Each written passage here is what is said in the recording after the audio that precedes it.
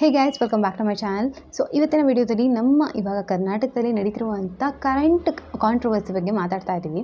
So ನಮ್ಮೆಲ್ಲರಿಗೂ ಗೊತ್ತಿರೋ ಹಾಗೆ 3 ದಿನದ ಹಿಂದೆ ಒಂದು ಕಾನ್ಸರ್ಟ್ ನಡೆದಿತ್ತು ಒಂದು ಕಾಲೇಜಲ್ಲಿ. ಸೊ ಆ ಕಾಲೇಜ್ನ ಹೆಸರು ಬಂದು ಈಸ್ಟ್ ಪಾಯಿಂಟ್ ಕಾಲೇಜ್ ಅಂತ.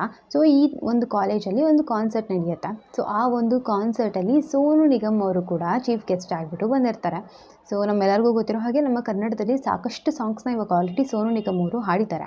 ಸೊ ಆ ಕಾರಣದಿಂದ ಯಾವುದಾದ್ರೂ ಫೇಮಸ್ ಆಗಿರುವಂಥ ಸಿಂಗರ್ಸ್ ಆಗಲಿ ಅಥವಾ ಆ್ಯಕ್ಟರ್ಸ್ ಆಗಲಿ ಯಾರೇ ತುಂಬಾ ಫೇಮಸ್ ಆಗಿರೋರು ಬಂದಿದ್ದಾರೆ ಕಾಲೇಜಸ್ಸಲ್ಲಾಗಲಿ ಅಥವಾ ಯಾವುದೇ ಈ ಥರ ಕಾನ್ಸರ್ಟ್ಸಲ್ಲಿ ಬಂದಿದ್ದಾರೆ ಅಂದಾಗ ಅವ್ರು ಯಾವುದಕ್ಕೆ ತುಂಬ ಫೇಮಸ್ ಆಗಿದ್ದಾರೆ, ಯಾವ ಒಂದು ಹಾಡಿಂದ ಆಗಿದ್ದಾರೆ ಅಥವಾ ಯಾವುದಾದ್ರೂ ಒಂದು ಪರ್ಟಿಕ್ಯುಲರ್ ಮೂವಿಯಿಂದ ಆಗಿದ್ದಾರೆ ಅಂದರೆ ಜನರ ಸ್ವಾಭಾವಿಕವಾಗಿ ಯಾವ ಬೇಡಿಕೆ ಇರುತ್ತೆ ಅಂದರೆ ಅವ್ರು ಯಾವುದರಿಂದ ಫೇಮಸ್ ಆಗಿದ್ದಾರೆ ಅದನ್ನು ಅಲ್ಲಿ ಹೇಳಬೇಕು, ಅದನ್ನ ಹಾಡಬೇಕು ಅನ್ನೋದು ಜನರ ಬೇಡಿಕೆ ಆಗಿರುತ್ತೆ. ಸೊ ಇದು ತುಂಬಾ ಕಾಮನ್ ಆಗಿ ಬಂದಂಥದ್ದು. ಇವಾಗ ಯಾವುದಾದ್ರೂ ತುಂಬಾ ಸೂಪರ್ ಸ್ಟಾರ್ ಹೀರೋಸ್ ಆಗಲಿ ಯಾವುದಾದ್ರೂ ಒಂದು ಶೋಗೆ ಹೋದರೆ ಎಲ್ಲ ಜನರ ಒಂದು ಬೇಡಿಕೆ ಏನಾಗಿರುತ್ತೆ ಅಂದರೆ ಅವರು ತುಂಬ ಯಾವ ಮೂವಿಲಿ ಫೇಮಸ್ ಆಗಿರ್ತಾರೆ ಆ ಮೂವೀಸ್ ಡೈಲಾಗ್ಸ್ ಹೇಳೋದು. ಇದು ತುಂಬಾ ನ್ಯಾಚುರಲ್ ಪ್ರೋಸೆಸ್, ತುಂಬ ಅಂದರೆ ತುಂಬ ಕಾಮನ್ ಆಗಿ ಆಗ್ತಿರೋವಂಥದ್ದು. ಎಲ್ಲೂ ಇದರೊಳಗೆ ತಪ್ಪಿದೆ ಅಂತ ನನಗೂ ಅನಿಸಿಲ್ಲ. ಸೊ ಇಲ್ಲಿ ಏನಾಗುತ್ತೆ ಅಂದರೆ ಸೋನು ನಿಗಮ್ ಅವರು ಒಂದು ಕಾನ್ಸರ್ಟ್ನ ಅಟೆಂಡ್ ಮಾಡ್ತಾರೆ. ಆ ಕಾನ್ಸರ್ಟಲ್ಲಿ ಅವರ ಒಬ್ಬ ಫ್ಯಾನ್ ಅಂತ ಹೇಳ್ಬೋದು. ಅವ್ರು ಏನು ರಿಕ್ವೆಸ್ಟ್ ಮಾಡ್ತಾರೆ ಅಂದರೆ ಒಂದು ಕನ್ನಡ ಸಾಂಗ್ ಹಾಡಿ ಅಂತ. ಸೊ ಈ ಒಂದೇ ಒಂದು ಲೈನಿಂದ ಸೋನು ನಿಗಮ್ ಅವರು ಅವರ ಟೆಂಪರ್ನ ಲಾಸ್ ಮಾಡ್ಕೊತಾರೆ. ಐ ರಿಯಲಿ ಡೋಂಟ್ ನೋ ಏನಕ್ಕೆ ಅವರು ಈ ಥರ ಮಾಡಿಕೊಂಡ್ರು ಅಂತ. ಬಿಕಾಸ್ ನಿಜವಾಗ್ಲೂ ಹೌದು, ಅವರು ಕನ್ನಡ ಸಾಂಗ್ಸಿಂದನೇ ಸಾಕಷ್ಟು ಫೇಮಸ್ ಆಗಿದ್ದು. ಆ್ಯಂಡ್ ಇನ್ನೊಂದು ಏನಿದೆ ಅಂತಂದರೆ ಅವರು ಫಸ್ಟ್ ಹಿಂದಿ ಸಾಂಗ್ಸಲ್ಲಿ ಹಾಡುವಾಗ ನಾನು ಕೇಳ್ಪಟ್ಟಿದ್ದು ಅಷ್ಟು ಫೇಮಸ್ ಇರಲಿಲ್ಲ, ಅಷ್ಟೊಂದಾಗಿ ಅವ್ರಿಗೆ ಚಾನ್ಸಸ್ ಸಿಗ್ತಿರ್ಲಿಲ್ಲ ಅಂತ. ಬಟ್ ಯಾವಾಗ ಅವರು ನಮ್ಮ ಕನ್ನಡಕ್ಕೆ ಬಂದರು, ನಮ್ಮ ಕನ್ನಡ ಸಾಂಗ್ಸ್ನ ಹೇಳೋಕ್ಕೆ ಶುರು ಮಾಡಿದ್ರು, ಅವ್ರಿಗೆ ಒಂದು ಒಳ್ಳೆ ಫೇಮ್ ಸಿಕ್ತು. ತುಂಬ ಚೆನ್ನಾಗಿರೋ ಸಾಂಗ್ಸ್ನ ಕೊಡ್ತು. ನಮ್ಮ ಕನ್ನಡ ಕೂಡ ಅಷ್ಟೇ, ಯಾವುದ್ಯಾವುದೋ ಸಾಂಗ್ಸ್ನ ಹಾಡಿಲ್ಲ, ಅವರು ತುಂಬಾ ಚೆನ್ನಾಗಿರೋ ಸಾಂಗ್ಸ್ನ ಹಾಡಿದ್ದಾರೆ. ಆ ಸಾಂಗ್ಸ್ ಹಾಡಿರೋ ಸಾಂಗ್ಸ್ ಎಲ್ಲ ಸಾಕಷ್ಟು ಫೇಮಸ್ ಆಗಿದೆ. ಇನ್ನೂ ಕೂಡ ಅಷ್ಟೇ ಜನ ತುಂಬ ಕೇಳೋಕ್ಕೆ ಇಷ್ಟಪಡ್ತಾರೆ ಆ ಥರ ಸಾಂಗ್ಸ್ನೆಲ್ಲ. ಸೊ ಆ ಥರ ಸಾಂಗ್ಸ್ನ ಕೊಟ್ಟು ಫೇಮಸ್ ಮಾಡಿರುವಂಥ ನಮ್ಮ ಕರ್ನಾಟಕ ಅಥವಾ ನಮ್ಮ ಕನ್ನಡ ಭಾಷೆಗೆ ಯಾವಾಗಲೂ ಅಷ್ಟೇ ಒಂದು ಋಣಿಯಾಗಿ ಇರಲೇಬೇಕು. ಯಾಕೆಂತಂದರೆ ನಮಗೆ ಎಲ್ಲೂ ಯಾರೂ ಕೆಲಸ ಕೊಡ್ತಿದ್ದಿರೋ ಟೈಮಲ್ಲಿ ಯಾವುದೋ ಒಂದು ಭಾಷೆ ಆಗಿರಲಿ ಅದು ಏನೇ ಆಗಿರಲಿ ನಮಗೆ ಕೆಲಸ ಕೊಟ್ಟಿದೆ ಅಂದಾಗ ಅದು ಆಬ್ವಿಯಸ್ ಆಗಿ ನಾವು ಅದಕ್ಕೆ ಯಾವಾಗಲೂ ಋಣಿಯಾಗಿರಬೇಕು. ಸೊ ಇಲ್ಲಿ ಆ ಫ್ಯಾನ್ ಕೇಳಿರುವಂಥದ್ದು ಯಾವುದೇ ಥರ ತಪ್ಪಿಲ್ಲ ಅಂತ ಅನಿಸುತ್ತೆ. ಒಂದು ಹಾಡು ಹೇಳಿ ಅಂತ ಕೇಳೋದ್ರೊಳಗೆ ಏನು ತಪ್ಪಿದೆ? ಅದು ಬಂದಿರೋದು ನಮ್ಮ ಬ್ಯಾಂಗ್ಳೂರಿಗೆ, ನಮ್ಮ ಕರ್ನಾಟಕದಲ್ಲೇ ಇರುವಂಥದ್ದು. ಇಲ್ಲಿ ಬಂದು ಒಂದು ಕನ್ನಡ ಹಾಡು ಅಂತ ಹೇಳಿದಾಗ ಯಾವುದೇ ಥರ ತಪ್ಪು ಕೂಡ ಇಲ್ಲಿ ಕಂಡು ಬರೋದಿಲ್ಲ. ಎಷ್ಟೊಂದು ಜನ ಹೇಳ್ತಾರೆ ಲ್ಯಾಂಗ್ವೇಜ್ನ ನಾವು ತುಂಬ ಎತ್ತಿ ಇಡ್ತೀವಿ, ನಮ್ಮ ಭಾಷೆನೇ ಎಲ್ಲ ಕಡೆ ಇರಬೇಕು, ಕನ್ನಡನೇ ಬರಬೇಕು ಅಂತ. ಸೊ ನಾವು ಯಾವುದೋ ಬೇರೆ ರಾಜಸ್ಥಾನ್ಗೋ ಅಥವಾ ಗುಜರಾತ್ಗೋ ಎಲ್ಲೋ ಹೋಗ್ಬಿಟ್ಟು ನಮ್ಮ ಕನ್ನಡನ ಹೇಳಿ ಅಥವಾ ನಮ್ಮ ಕನ್ನಡ ಹಾಡನ್ನ ಹೇಳಿ ಅಂತ ಕೇಳ್ತಾ ಇಲ್ಲ. ನಮ್ಮ ಕರ್ನಾಟಕಕ್ಕೆ ಬಂದಿದ್ದೀರಾ, ಸೊ ಒಂದು ಕನ್ನಡ ಹಾಡು ಹೇಳಿ ಅಂತ ಹೇಳೋದ್ರೊಳಗೆ ಯಾವುದೇ ಥರ ತಪ್ಪು ಇಲ್ಲ ಅಂತ ನಂಗೆ ಅನಿಸುತ್ತೆ. ಬೀಯಿಂಗ್ ಅ ಕನ್ನಡಿಗ, ಸೊ ನನಗೆ ಈ ಥರ ಅನಿಸುತ್ತೆ.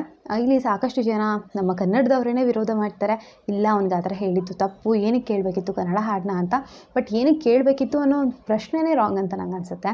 ಕರ್ನಾಟಕಕ್ಕೆ ಬಂದಿದ್ದಾರೆ, ಒಂದು ಹಾಡು ಹೇಳೋದು, ಅದು ಅವ್ರು ಸಿಂಗರ್ ಮತ್ತು ಅವರು ನಮ್ಮ ಕನ್ನಡ ಸಾಂಗ್ಸ್ನ ಎಷ್ಟೊಂದು ಹಾಡಿದ್ದಾರೆ. ಆ ಒಂದು ಕಾರಣಕ್ಕೆ ಅವರಿಗೆ ಕನ್ನಡ ಹಾಡನ್ನ ಹಾಡಿ ಒಂದು ಅಂತ ಕೇಳಿರೋದು ಹೊರತು ಇನ್ನೇನೂ ಇಲ್ಲ. ಅವರು ಅಷ್ಟು ಅಲ್ಲಿ ತುಂಬಾ ಟೆಂಪರ್ನ ಲಾಸ್ ಮಾಡಿಕೊಂಡು ಕೋಪದಿಂದ ಹೇಳಿದ್ದು, ಆ ವರ್ಡ್ಸ್ ಎಲ್ಲ ಯೂಸ್ ಮಾಡೋ ನೆಸೆಸಿಟಿನೇ ಇಲ್ಲ ಅನಿಸುತ್ತೆ. ಅವರಲ್ಲಿ ಹೇಳಿದ್ದು ಕನ್ನಡ ಕನ್ನಡ ಅಂತ ಹೇಳ್ತಾನೆ ಈ ಥರ ಆಗ್ತಾ ಇರೋದು. ಮತ್ತು ಅವರು ಈ ಒಂದು ಟಾಪಿಕ್ನ ಜಮ್ಮು ಕಾಶ್ಮೀರಲ್ಲಿ ನಡೆದಂಥ ಒಂದು ಇವಾಗ ಸದ್ಯಕ್ಕೆ ಏನು ಟೆರರಿಸ್ಟ್ ಅಟ್ಯಾಕ್ ಆಯಿತು ಅಲ್ಲಿ, ಸೊ ಅಲ್ಲಿಗೆ ಇದನ್ನ ಕನೆಕ್ಟ್ ಮಾಡ್ತಾರೆ. ನೀವು ಈ ಥರ ಮಾಡ್ತಿರೋದಕ್ಕೇ ಅಲ್ಲಿ ಆ ಥರ ಅಟ್ಯಾಕ್ ಆಗ್ತಿರೋದು ಅಂತ. ಸೊ ಇದನ್ನ ಒಂದು ಅವ್ರ ತಲೆಯಲ್ಲಿ ಏನು ಇಟ್ಕೋಬೇಕು ಅಂದರೆ ಇಲ್ಲಿ ಅವ್ರು ಹೇಳ್ತಿರೋದು ಒಂದು ಹಾಡು ಹೇಳಿ ಅಂತ ಅಷ್ಟೇ.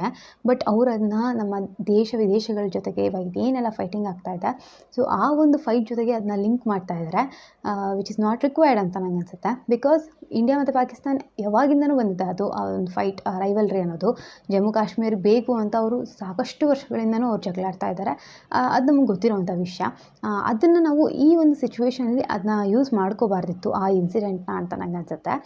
ಯಾಕೆಂದರೆ ಅಲ್ಲಿ ಅವ್ರು ಹೋಗಿರೋ ಒಂದು ರೀಸನ್ನೇ ಹಾಡು ಹೇಳೋಕ್ಕಂತ.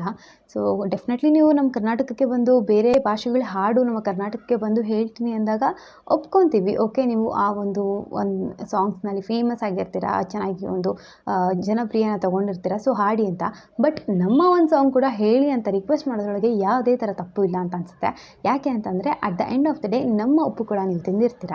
ಸೊ ಉಪ್ಪು ತಿಂದ ಮನೆಗೆ ಕನ್ನ ಹಾಕಬಾರ್ದು ಅಂತ ಒಂದು ನಮ್ಮ ಕನ್ನಡದಲ್ಲಿ ಗಾದೆನೇ ಇದೆ. ಸೊ ಆ ಗಾದೆ ಹೇಳಿದಿರೋ ಹಾಗೆ ನಿಮಗೆ ಒಂದು ಯಾವುದೋ ಒಂದು ಜೀವನ ಕೊಟ್ಟಿದೆ, ನಿಮಗೊಂದು ಹೆಸರು ಕೊಟ್ಟಿದೆ, ದುಡ್ಡು ಕೊಟ್ಟಿದೆ, ಅನ್ನ ಹಾಕಿದೆ ಅಂದಾಗ ಖಂಡಿತವಾಗ್ಲೂ ಆ ಒಂದು ಭಾಷೆನ ನೀವು ಮರೀಬಾರ್ದು.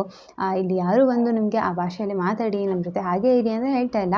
ಒಂದೇ ಒಂದು ಹಾಡು ಕೇಳಿದ್ದು, ಅದಕ್ಕೆ ಅಷ್ಟೊಂದು ರಿಯಾಕ್ಟ್ ಮಾಡುವಂಥ ನೆಸೆಸಿಟಿ ಇರಲಿಲ್ಲ. ಸೊ ಆ ಥರ ಮಾಡಿದ್ರು ರಿಯಾಕ್ಟ್. ಸೊ ಇವಾಗ ಅವ್ರ ಮೇಲೆ ಕೂಡ ಅಷ್ಟೇ ಕೇಸಸ್ ಎಲ್ಲ ಫೈಲ್ ಆಗ್ತಾ ಇದೆ. ಸೊ ಅವತ್ತು ಒಂದು ಹಾಡು ಹೇಳಿ ನೆನೆಸ್ಬಿಟ್ಟಿದ್ರೆ ಮುಗ್ದು ಹೋಗ್ತಿತ್ತು ಅನಿಸುತ್ತೆ. ಸೊ ಇವಾಗ ಅದನ್ನೇ ಅವರೇ ಡ್ರ್ಯಾಗ್ ಮಾಡ್ಕೊಂಡು ಹೋಗ್ತಾ ಇದ್ದಾರೆ. ಖಂಡಿತವಾಗ್ಲೂ ನಮ್ಮ ಕನ್ನಡದವ್ರಿಗೂ ಈಗ ಸಾಕಷ್ಟು ಕೋಪ ಬಂದಿದೆ. ಅವರೇ ಅವ್ರ ಮೇಲೆ ಇವಾಗ ಸುಮ್ಮನೆ ಅವ್ರು ಎಳ್ಕೊಂಡ್ರು ಇದನ್ನ ಅಂತ ನಂಗೆ ಅನಿಸುತ್ತೆ. ಯಾಕಂದರೆ ಒಳ್ಳೆ ಸಿಂಗರ್, ನಮ್ಮ ಕನ್ನಡದಲ್ಲಿ ಕೂಡ ತುಂಬ ಒಳ್ಳೆ ಚಾನ್ಸ್ ಕೂಡ ಇತ್ತು ಅವರಿಗೆ. ಇವಾಗ ಎಷ್ಟೋ ಜನಕ್ಕೆ ಕೊಡಬೇಕು ಅಂತ ಇದ್ದವ್ರಿಗೂ ಕೂಡ ಎಲ್ಲೋ ಒಂದು ಕಡೆ ಪ್ರಶ್ನೆ ಬರುತ್ತೆ, ನಾವು ಇವ್ರಿಗೆ ಕೊಡಬೇಕಾ ಅಥವಾ ನಮ್ಮ ಕನ್ನಡದವ್ರಿಗೆ ಕೊಡ್ಬೋದಲ್ವಾ ನಮ್ಮ ಸಾಂಗ್ಸ್ನ ಅಂತ ಇವಾಗ ಅವ್ರಿಗೂ ಒಂದು ಪ್ರಶ್ನೆ ಬರೋದು ತುಂಬ ಸಹಜ. ಸೊ ಈ ಥರ ಮಾಡ್ಕೋಬಾರ್ದಿತ್ತು ಸೋನು ನಿಗಮ್ ಅವರು ಅಂತ ನನಗೂ ಅನ್ನಿಸ್ತು. ಇವಾಗ ಕೇಸ್ ಎಲ್ಲ ಫೈಲ್ ಆಗಿದೆಯಂತೆ ಅವ್ರ ಮೇಲೆ. ಸೊ ನೋಡೋಣ ಏನಾಗುತ್ತೆ ಏನು ಅಂತ. ಸೊ ನಿಮಗೆ ಈ ಒಂದು ಇನ್ಸಿಡೆಂಟ್ ಏನಾಯಿತು ಅದ್ರ ಮೇಲೆ ನಿಮ್ಗೆ ಏನು ಅನಿಸುತ್ತೆ ಅಂತ ಕೂಡ ಕಮೆಂಟ್ ಸೆಕ್ಷನಲ್ಲಿ ತಿಳಿಸೋದು ಮರಿಬೇಡಿ. ಸೊ ಮತ್ತೊಂದು ವಿಡಿಯೋದಲ್ಲಿ ಸಿಗ್ತೀನಿ. ಅಲ್ಲಿಗೆ ಬಾಯ್.